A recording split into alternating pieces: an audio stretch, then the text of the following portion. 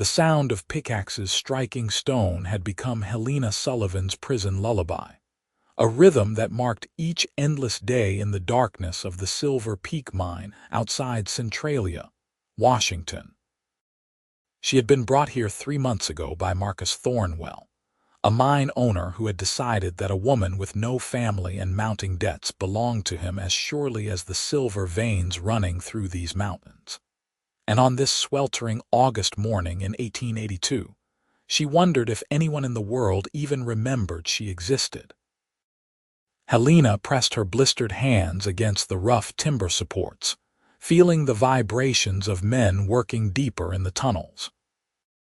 She was 22 years old, and this was not how she had imagined her life would unfold when she had arrived in Washington Territory 2 years earlier, full of hope and determination to make something of herself. Her father had died of consumption, leaving behind nothing but debts to Marcus Thornwell, debts the mine owner had decided Helena would work off in his operation. Except the debt never seemed to decrease, only grow, and the door to her small chamber near the mine entrance was locked every night from the outside. She heard boots on the rock floor and turned to see Thornwell approaching, his thick frame blocking the thin shaft of sunlight that filtered down from above. He was a man in his late 40s with cold gray eyes and hands that had never known real labor, despite owning one of the most profitable silver mines in the territory. "You are looking tired, Miss Sullivan," he said, his voice carrying that false concern that made her skin crawl. "Perhaps you need better motivation to keep the equipment clean and the supplies organized.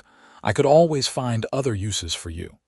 Helena lifted her chin, meeting his gaze despite the fear that coiled in her stomach. "I do the work you demand, nothing more." "Everything here is mine," Thornwell said, stepping closer, "including you until that debt is paid, and at the rate you are working that might take another 10 years. She wanted to scream that this was illegal, that he could not simply own a person, but she had learned that laws meant little this far from Seattle, and Thornwell had the sheriff in his pocket. She had tried to escape twice in the first month, and both times had been dragged back, the locks on her door reinforced, the guards doubled. The sound of a commotion outside made Thornwell turn, his expression darkening. Helena heard raised voices, and then a voice she did not recognize, deep and steady, saying something about seeing the mine operations. Thornwell cursed under his breath and strode toward the entrance, leaving Helena alone in her corner of the mine. She moved closer to the main tunnel, staying in the shadows, and saw a tall figure silhouetted against the bright August sun. The man wore dusty traveling clothes and a wide-brimmed hat, and there was something about the way he carried himself that suggested he was not someone to be easily dismissed. One of Thornwell's guards was trying to block his path, but the stranger simply stepped around him with practiced ease. "I am Elijah Owens," the man said, his voice carrying clearly through the mine entrance. "I am looking for work, and I heard you might be hiring." Helena's heart sank.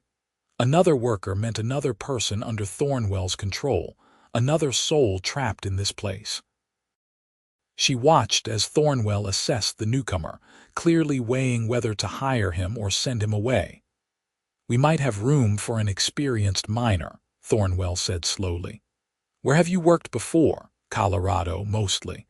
Sometime in Nevada. I know silver mining." Elijah Owens removed his hat, revealing dark brown hair and a face that was weathered but strong, probably somewhere in his mid-20s.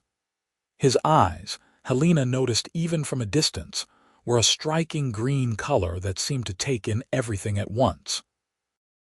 Over the next 3 days, Helena found herself watching the new miner whenever he was within sight. Elijah Owens worked alongside the other men, his movements efficient and powerful, but there was something different about him. He asked questions, many questions about the mine layout, about how many people worked here, about living conditions. The other miners seemed wary of him at first, but gradually began to open up. On the fourth day, Helena was hauling water from the well outside when she felt someone watching her. She turned to find Elijah Owens standing near the storage shed, his green eyes fixed on her with an intensity that made her breath catch. "You are not a miner," he said quietly, glancing around to ensure they were alone. "No," Helena said, setting down the heavy bucket. "I am working off a debt." "Debt?" The word came out flat and she saw his jaw tighten. "How long have you been here?" "3 months. But I cannot leave. Thornwell has guards and the law here is his." She did not know why she was telling this stranger the truth, but something in his eyes made her trust him. "He locked my door at night. He says I owe him $2,000. Elijah moved closer, and Helena could see the barely contained anger in his expression. "That is not legal.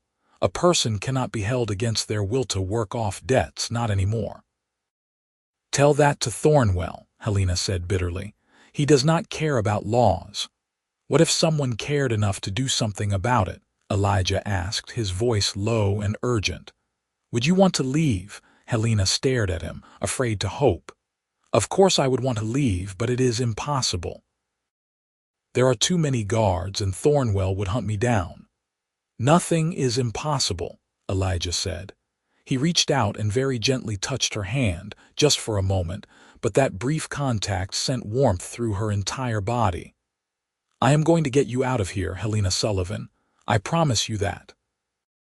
She wanted to ask how he knew her full name, wanted to ask what made him think he could accomplish what she had failed to do.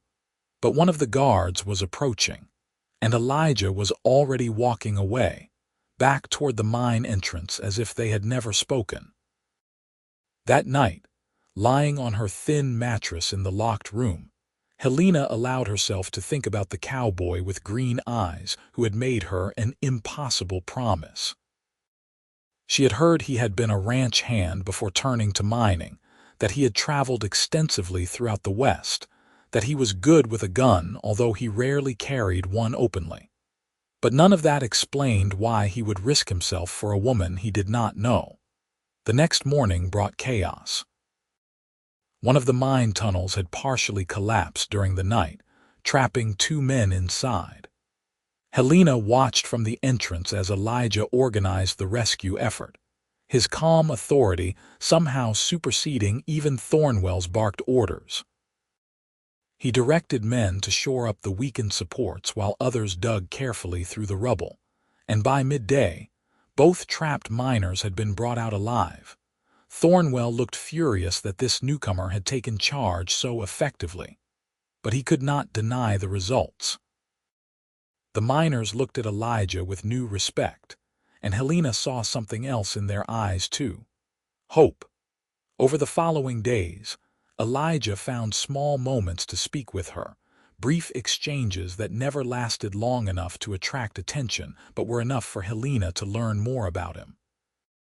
He had been born in Texas, raised on a ranch, and had spent the last 7 years wandering the West, working various jobs. He did not talk about why he had left home, but Helena sensed there was pain in his past, something that had set him on this restless path. "Why are you really here?" she asked him one evening when she was allowed outside to empty the waste buckets. The sun was setting over the Cascade Mountains, painting the sky in shades of orange and purple. Elijah was sitting on a fence rail, supposedly taking a break, but his eyes were alert, watching everything. "I heard rumors in Seattle about this mine, about how Thornwell treats his workers, about a young woman being held here against her will." Helena's breath caught. "You came here deliberately for me." "I came here because what Thornwell is doing is wrong," Elijah said, but there was something in his eyes when he looked at her that suggested it was more personal than that. "Your father had a friend in Seattle, a man named Robert Chen who runs a boarding house. He wrote to the territorial marshal about your situation, but the letter was ignored. Robert mentioned it to me when I was passing through, and I decided to look into it myself. You do not even know me, Helena whispered, moving closer to him. Why would you risk yourself? Elijah was quiet for a long moment, and when he spoke, his voice was rough with emotion.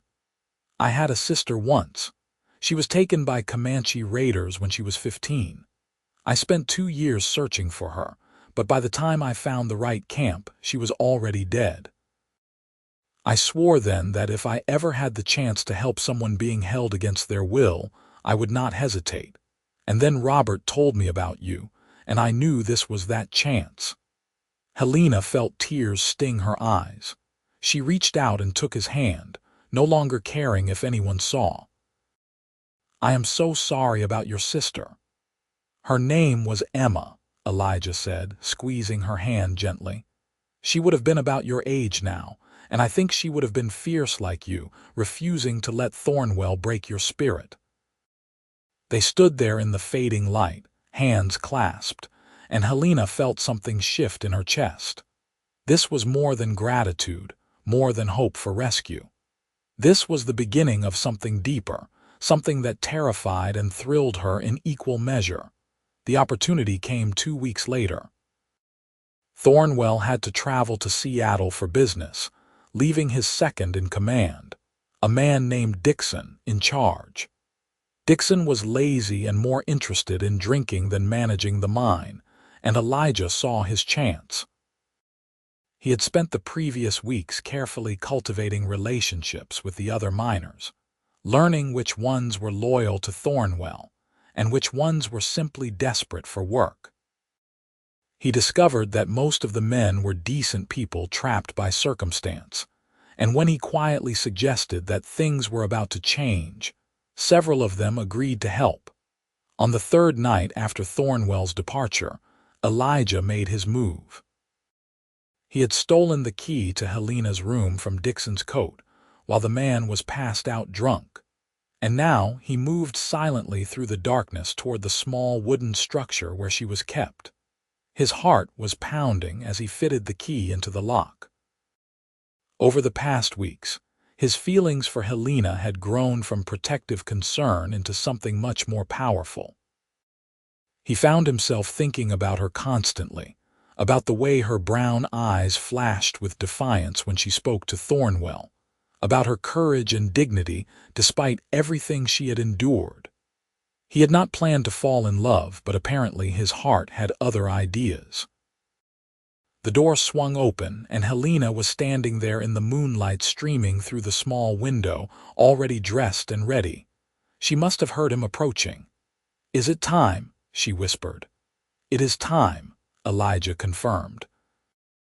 He held out his hand, and she took it without hesitation, her trust in him absolute. They moved through the sleeping camp, avoiding the 2 guards who were supposed to be on patrol but were instead dozing near the fire. Elijah had horses waiting a half-mile away, and they moved quickly and silently through the forest of Douglas firs and western hemlocks that surrounded the mine. They were almost to the horses when a voice rang out behind them. "Stop right there." Elijah turned to see Dixon standing in the moonlight, a rifle in his hands and 2 armed guards flanking him. The man was swaying slightly, still drunk, but his eyes were hard. "You are not taking Thornwell's property anywhere, Owens," Dixon said, raising the rifle. "That woman belongs to him until her debt is paid." "That woman belongs to no one but herself," Elijah said, his voice cold and hard. He positioned himself between Helena and the rifle, his hand moving to the revolver at his hip. He had hoped to avoid violence, but he would not let them take Helena back. "She is a debtor, and this is legal," Dixon insisted, but there was uncertainty in his voice. "Holding someone against their will and forcing them to work is not legal," Elijah said. "It is called slavery, and it was outlawed 20 years ago. And even if there was a legitimate debt, there are courts and legal processes. What Thornwell is doing here is kidnapping and forced labor, and I am ending it right now." "You have no authority," Dixon said, but he lowered the rifle slightly. "Maybe not," Elijah admitted, "but I have right on my side and I have the truth. And I am willing to bet that when the territorial marshal hears about this, Thornwell is going to find himself in a jail cell. So you have a choice, Dixon. You can let us walk away and you can tell Thornwell that we overpowered you, or you can try to stop us and this gets ugly for everyone." The two guards were exchanging glances, clearly uncomfortable. One of them, a younger man named Peters, spoke up. "Dixon, maybe we should just let them go. Owens is right about the law. Thornwell has been pushing his luck for months now." Dixon's face was red with anger and indecision. For a long moment, nobody moved and Elijah prepared himself to draw his weapon if necessary. But then Dixon lowered the rifle completely and spat on the ground. "Fine. Go, but Thornwell will come after you both." "Let him try," Elijah said. He took Helena's hand and backed away slowly, keeping his eyes on the three men until they reached the horses. Once they were mounted and riding hard through the darkness, Helena finally let herself breathe. She clung to Elijah as they rode, her arms around his waist, feeling the solid strength of him and hardly daring to believe she was finally free. They rode through the night and into the following day, putting as much distance as possible between themselves and the mine. Elijah knew the territory well, and he led them along trails that would be difficult to track, through streams to hide their scent, taking every precaution to ensure they were not followed. As the sun climbed higher on that second day, they stopped near a clear mountain stream to rest the horses and eat some of the provisions Elijah had packed. Helena knelt by the water, splashing the cold liquid on her face, and for the first time in months, she felt truly clean. "Where will we go?" she asked, sitting beside Elijah on a fallen log. "I was thinking Seattle, at least for now," Elijah said. "Robert Chen will help us, and there are U.S. Marshals there who can take action against Thornwell. You will need to give a formal statement about what happened. And after that?" Helena asked, looking at him with eyes that held both hope and fear. Elijah was quiet for a moment, and then he reached out and gently tucked a strand of her dark hair behind her ear. "Helena, I know this is complicated. I know we barely know each other and you have been through something terrible. But I need you to know that my feelings for you are real. These past weeks, getting to know you, seeing your strength and your spirit, I have fallen in love with you." Helena's heart hammered in her chest. She had felt it too, that growing connection, but she had been afraid to name it, afraid to hope for something beyond mere freedom. "I love you too," she said, her voice barely above a whisper. "I know it seems impossible given the circumstances, but I do. You risked everything for me, and you saw me as a person when everyone else saw me as property or as nothing at all." Elijah cupped her face in his hands, his green eyes searching hers. "I want to give you time to heal, to figure out who you are outside of that mine. But I also want you to know that I am not going anywhere. I am going to be here, for as long as you want me." Helena answered by leaning forward and kissing him, pouring all of her gratitude and hope and love into that kiss. Elijah pulled her close, and for a long moment, the world consisted of nothing but the two of them, the sound of the stream and the warmth of the sun on their faces. They reached Seattle 4 days later, exhausted and dusty but alive and free. Robert Chen welcomed them into his boarding house with open arms, a small Chinese man in his 50s with kind eyes and a determination to see justice done. "Miss Sullivan, I am so relieved to see you safe," he said, ushering them inside. "Your father was a good man, and what Thornwell did to you was an abomination." Over the next weeks, Helena gave her formal statement to the U.S. Marshal, detailing everything that had happened at the mine. The Marshal, a stern man named Williams, was outraged and promised swift action.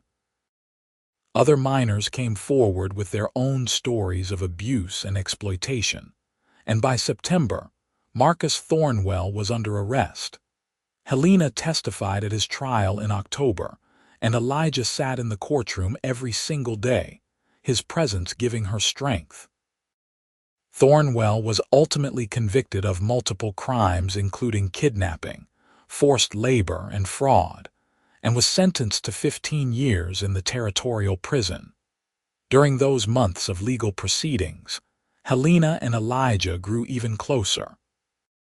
They took long walks along the Seattle waterfront, talking about everything and nothing. He told her about his childhood in Texas, about learning to rope cattle and break horses, about the grief that had consumed him after his sister's death. She told him about her dreams of opening a school someday, of teaching children to read and write, of building something meaningful with her life. Robert Chen offered Helena work at the boarding house, and she discovered she had a talent for managing the household and making the guests feel welcome.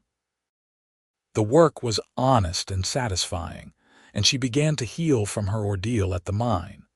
On a crisp November evening, Elijah took Helena to a restaurant overlooking Elliott Bay.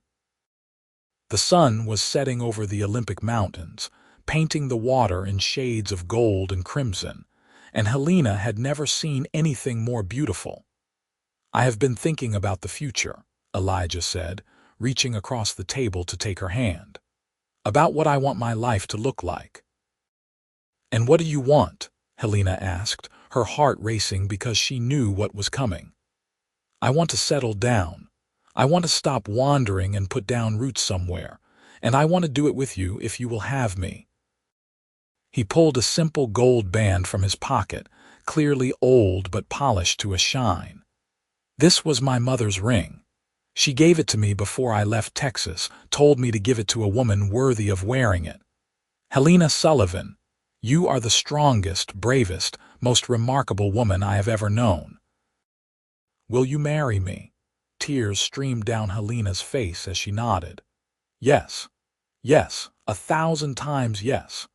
They married in December of 1882 in a simple ceremony at Robert Chen's boarding house with a small group of friends in attendance. Helena wore a dress of deep blue silk that Robert had helped her pick out, and Elijah wore his best suit, looking so handsome that Helena's breath caught when she saw him. The ceremony was brief but heartfelt, conducted by a minister who had known Helena's father years before. When Elijah kissed his bride, the small gathering erupted in applause, and Helena felt a joy so profound. It was almost painful. They had discussed where to settle and decided on a small town called Olympia, south of Seattle, where Elijah had heard there were opportunities for a man with his skills. He did not want to mine anymore, had seen enough of that life, but he knew ranching and horses, and there was demand for both. They arrived in Olympia in January of 1883, starting their new life together in a small rented house on the edge of town. The place was modest, just 2 rooms and a kitchen, but it was theirs, and Helena had never felt more content. Elijah found work at a nearby ranch, breaking and training horses, and his reputation for skill and fairness spread quickly.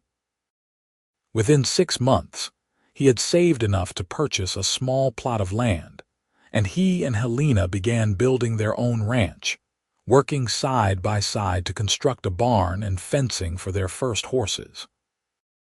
Helena discovered she was pregnant in the summer of 1883, and the news filled them both with joy and terror in equal measure. They had not expected it to happen so quickly, and suddenly, the future felt more real and more precious than ever. "We are going to be parents," Helena said one evening as they sat on the porch of their new house, watching the sun set over their land. Her hand rested on her still flat stomach, and Elijah's hand covered hers. "We are going to be amazing parents," Elijah said firmly. "Our child is going to grow up knowing they are loved and free, and they are going to have every opportunity we can give them.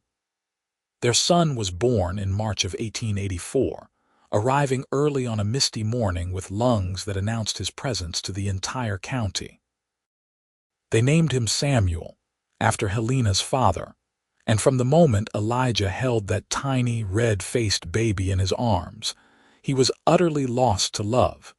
Helena proved to be a natural mother, patient and nurturing but also firm when necessary. Elijah was equally devoted, often found rocking Samuel to sleep while humming old Texas ballads or carrying the boy around the ranch in a sling as he worked. Their ranch prospered over the following years. Elijah's reputation as a horse trainer brought customers from all over the territory, and Helena managed the business side of things with sharp intelligence and careful record-keeping. They hired help as needed but kept the operation small and manageable, focused on quality rather than quantity. In 1886, their daughter arrived, a tiny girl with Helena's brown eyes and Elijah's determination. They named her Emma, after Elijah's lost sister, and Helena watched with tears in her eyes as her husband held his daughter and whispered promises to always keep her safe. Samuel proved to be a natural with animals, just like his father, while Emma was fascinated by books and learning, inheriting her mother's love of education. As the children grew, Helena started teaching them at home, and gradually other families in the area began asking if she would teach their children too. By 1888, Helena had established a small school on their property, teaching a dozen children in a converted barn. She finally had the dream she had spoken of years before, and the satisfaction of seeing young minds blossom under her guidance filled her with profound purpose. The years passed in a blur of hard work and profound happiness. There were difficult times, certainly. A bad winter in 1889 killed several of their horses, and money was tight for months. Samuel broke his arm falling from a fence when he was 7, giving his parents the scare of their lives. Emma went through a phase of terrible nightmares that had Helena up half the night comforting her. But through it all, Elijah and Helena faced each challenge together, their love deepening and maturing with each passing year. They still found time for each other, stealing moments alone when the children were asleep, walking hand in hand through their property, as they had once walked along the Seattle waterfront. On their 10th wedding anniversary in December of 1892, Elijah took Helena back to Seattle for a weekend, their first time away from the children and the ranch since Emma's birth. They stayed at Robert Chen's boarding house, and the elderly man fussed over them like they were still the desperate fugitives who had appeared on his doorstep a decade earlier. "Look at you both," Robert said, smiling at them over dinner. "You have built such beautiful lives. I am so proud." "We could not have done it without you," Helena said, taking the old man's hand. "You believed in me when no one else did. You helped make all of this possible." On their last night in Seattle, Elijah and Helena stood on the same bluff overlooking Elliott Bay where he had proposed years before. The city had grown considerably, gaslights twinkling in the darkness, but the view was still breathtaking. "You ever regret it?" Helena asked, leaning against her husband. "Giving up your wandering life, settling down?" "Not for a single second," Elijah said, pulling her close. "You and the children are everything I never knew I needed. Every day with you is better than the last. Even when Samuel let the horses out last week and we spent 6 hours rounding them up," Helena teased. "Even then," Elijah laughed. "Though I admit, I was less philosophical about it in the moment." Helena turned in his arms, looking up at the man who had risked everything to save her, who had become her husband, her partner, her best friend. "I love you, Elijah Owens. I loved you from the moment you promised to get me out of that mine, and I will love you until the day I die." "And I love you, Helena Owens," Elijah said, kissing her deeply. "You saved me just as much as I saved you. You gave me a home, a family, a reason to stop running. You gave me everything." They returned to their ranch renewed and refreshed, throwing themselves back into the work and the beautiful chaos of family life. Samuel was growing into a thoughtful young man, already at 10 years old, showing signs of the integrity and strength his father possessed. Emma, at 6, was reading at a level far beyond her years and had announced her intention to become a teacher like her mother. In 1894, Helena found herself pregnant again, a surprise at 34 but a welcome one. This time she carried twins, and the entire family was simultaneously thrilled and terrified at the prospect of 2 new additions. The twins, a boy and girl they named Thomas and Grace, arrived in March of 1895, exactly 11 years after Samuel. The older children were fascinated by their tiny siblings, and Helena often found Samuel reading to the babies while Emma sang them lullabies. Elijah, now in his late 30s, was as devoted as ever, though he joked that he was getting too old to keep up with 4 children. But Helena saw how he looked at their family with wonder and gratitude, how he cherished every moment, and she knew that he would not trade this life for anything in the world. As the new century approached, the Owens family was firmly established as an integral part of the Olympia community. Elijah served on the town council, working to improve roads and establish better schools. Helena's school had expanded to serve nearly 40 children, and she had trained 2 assistant teachers to help manage the load. Samuel, at 15, was already working alongside his father full-time, his skill with horses matching Elijah's. Emma, at 11, was helping her mother at the school and talking about becoming a lawyer someday, a bold aspiration for a girl but one that neither parent discouraged. On Christmas Day in 1899, the entire family gathered around their table for a feast. Samuel had shot a turkey, Emma had made the bread, and the twins, now nearly 5, had helped Helena with the vegetables. Elijah looked around at his family, at the children who bore his and Helena's features in various combinations, at his wife who was even more beautiful to him now than she had been as that defiant young woman in the mine so many years ago. "I want to propose a toast," he said, raising his glass. "To this family, to the blessing of each day we have together, and to the woman who made it all possible. Helena, my love, my partner, my everything, you have given me a life beyond my wildest dreams." Helena's eyes filled with tears as she raised her own glass. "To us, to all of us. And to the future, whatever it may bring." As the 20th century dawned, the Owens family continued to thrive and grow. Samuel married in 1904, bringing home a sweet-natured young woman named Margaret who fit into the family as if she had always been there. Emma left for college in Seattle in 1905, one of the first women from Olympia to pursue higher education, making her parents burst with pride. Thomas and Grace grew into bright, energetic teenagers, Thomas inheriting his father's love of animals, and Grace showing remarkable talent in mathematics and science. The ranch expanded, the school flourished, and through it all, Elijah and Helena remained as devoted to each other as they had been in those early desperate days. In 1907, on a warm summer evening, Elijah and Helena celebrated their 25th wedding anniversary. Their children and grandchildren, Samuel and Margaret having provided them with 2 grandchildren already, gathered for a party that the entire town attended. As the sun set and the party wound down, Elijah took Helena's hand and led her away from the crowd, to the spot where they had first broken ground on their house so many years before.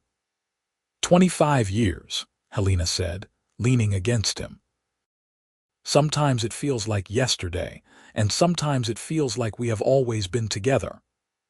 "I remember every moment," Elijah said softly. "I remember the first time I saw you in that mine, trying so hard to stay strong. I remember the way you trusted me, even though you had no reason to. I remember our first kiss by that mountain stream, and our wedding day and the births of our children. Every moment has been a gift." "You saved my life," Helena said, turning to face him. They were both in their late 40s now, with streaks of gray in their hair and lines on their faces, but when they looked at each other, they still saw the young people who had fallen in love against all odds. "No," Elijah said, cupping her face in his hands as he had done so many times before. "We saved each other, and we built something beautiful together."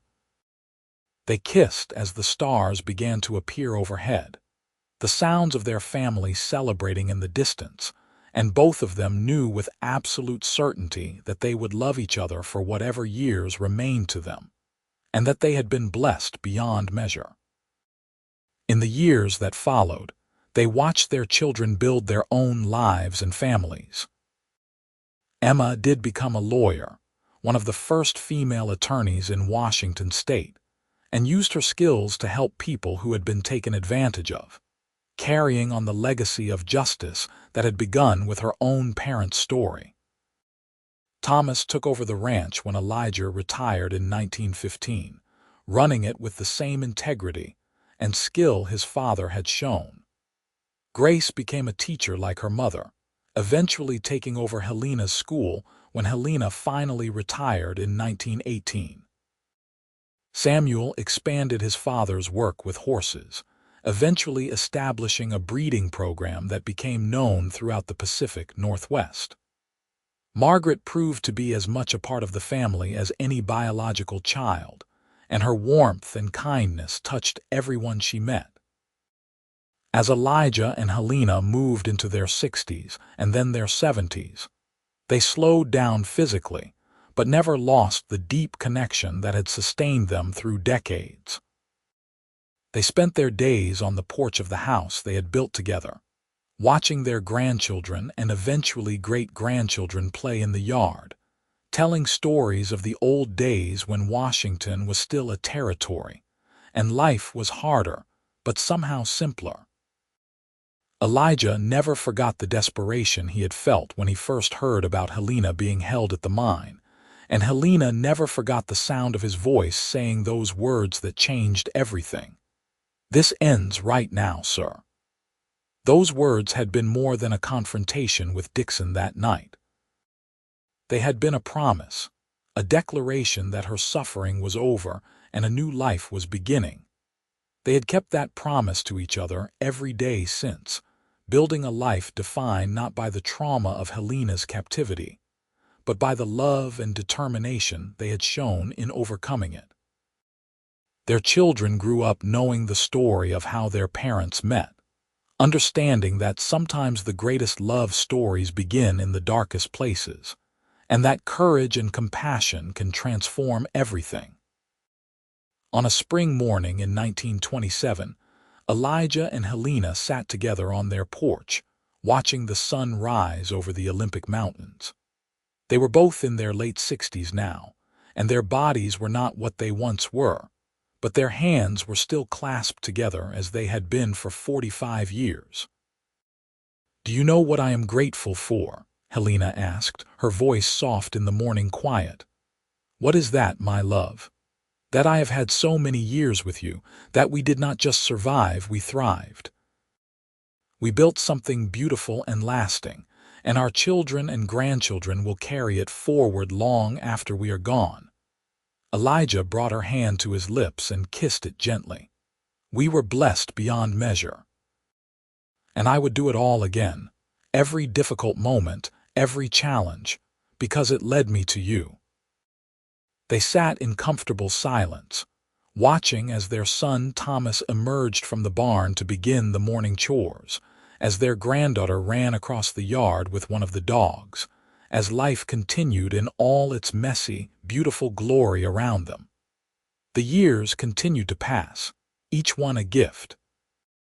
They celebrated their 50th wedding anniversary in 1932, surrounded by dozens of family members spanning 4 generations.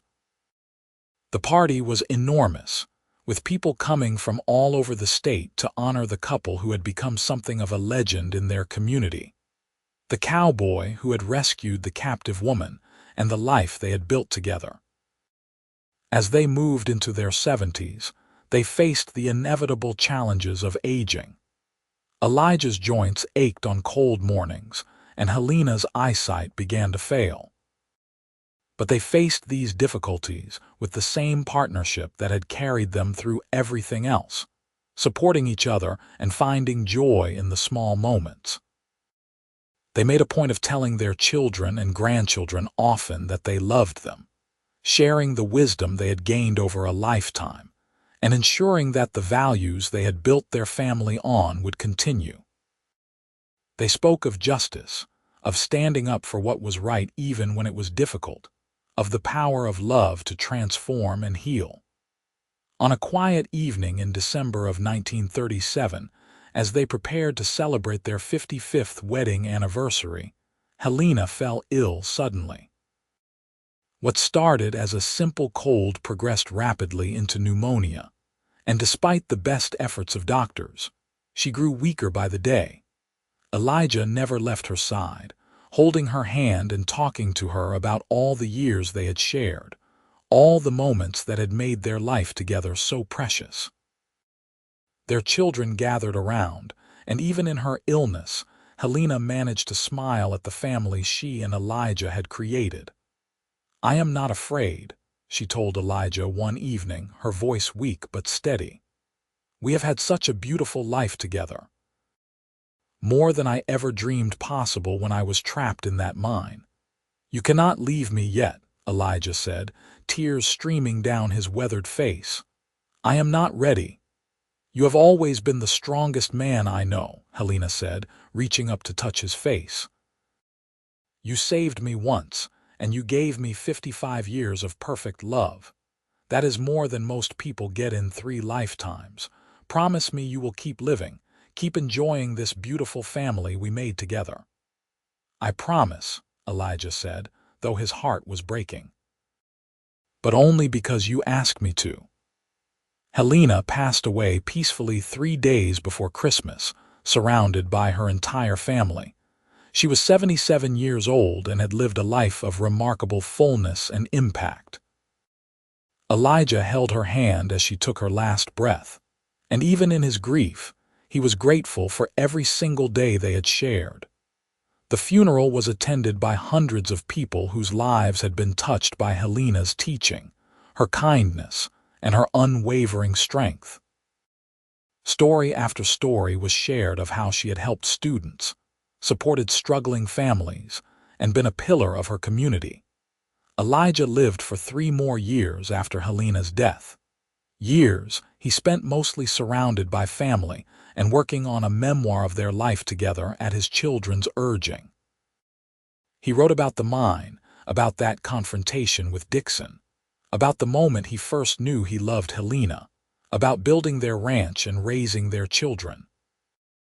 He wrote so that future generations would know the story, would understand that love and courage could overcome even the darkest circumstances. He passed away peacefully in his sleep in October of 1940, at the age of 83. His children found him in his favorite chair on the porch, the memoir finished and bound on his lap, a photograph of Helena from their wedding day clutched in his hand. They buried him next to Helena in the cemetery overlooking their ranch, and the entire county came to pay their respects to the man who had been a pillar of integrity and devotion. The headstone was simple, bearing both their names and a single line that Emma had chosen. "Love set them free." The Owens Ranch continued to operate for another 40 years under the stewardship of Thomas and eventually his children. Helena's school became part of the Olympia public school system, though a plaque in the main building honored her as the founder. Emma's law practice evolved into one of the most respected firms in the state. known for taking on cases of injustice and exploitation. The memoir Elijah had written was eventually published by one of his great-grandchildren in 1975, becoming a regional bestseller and ensuring that the story of the cowboy and the captive woman would never be forgotten. Copies were placed in libraries and schools throughout Washington, and generations of students learned about the importance of standing up for justice, of loving courageously, and of building something meaningful from even the most difficult circumstances. In the end, the story of Elijah and Helena Owens became more than just a tale of rescue and romance. It became a testament to the power of human connection, to the possibility of transformation and healing, and to the enduring strength of love that refuses to accept injustice. Their descendants carried their legacy forward, generation after generation, each one enriched by the foundation of courage and devotion that had been laid in 1882, when a cowboy looked at a mine owner holding a woman against her will and said the words that changed everything. "This ends right now, sir.